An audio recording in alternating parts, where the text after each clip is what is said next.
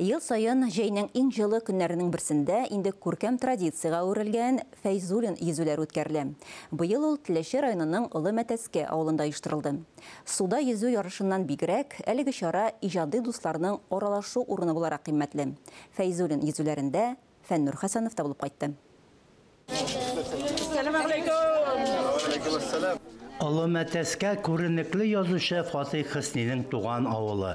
Язучы авылында узган Фәйзуллин йөзүләре, спорт һәм әдәбият бәйрәменә килгән кунаклар аның эзләре буйлап та үтте. Программага Олы Мәтәскә буасындагы йөзүләрдән тыш кунакларның Фатих Хөсни музее белән танышуы, авыл халкының язучылар белән очрашуы, Фатих Хөсни исемен йөрткән Олы Мәтәскә гомуми белем бирү мәктәбендә китап укучылар белән аралашу кергән.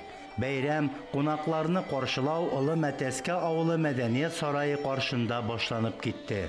Язучылар белән очрашу әлбәттә бик кирәк әйбер, чөнки моның кадәр язучыны бер көндә бер бинада күрү, алар белән очрашу, ул әлбәттә бик зур тәэсирләр калдыра. Яшь буынны, гореф-гадәтләрне саклау, милли рухыбызны саклауга зур этәргеч бирәчәк. Моңа йөзү, гади йөзү генә дип карарга һич тә ярамый. Фәйзуллин йөзүләре татар әдәбиятында гына була торган үзенчәлекле бер бренд, әдәби, мәдәни һәм спорт бәйрәме. Ул җәй көне августның 1 көннәрендә Рауил Фәйзуллинның 4 августагы туган көне тирәсендәрәк үтә.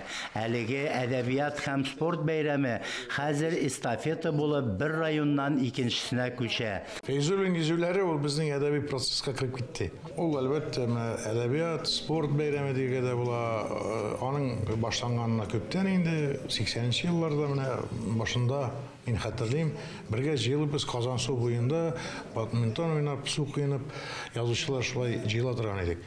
Аннан соң ул ничектер менә рәсмиләшә башлады һәм әлбәттә ул йөзү генә түгел, йөзүгә ул үзе зурайыр инде 80 узган аксакал шагыйрыбызның йөзүе, аңа яры башкаларның йөзүе яшенә карамастан, ул үзе шулай ук бер теге сәламәтлек бәйрәме, менә теге әдәби очрашулар белән, укучыларыбыз белән күрешүләр, әдәбият турында сөйләшүләр, шушы Фәйзуллин йөзүләрен әлбәттә байыта һәм аңа яңа эчтәлек исти.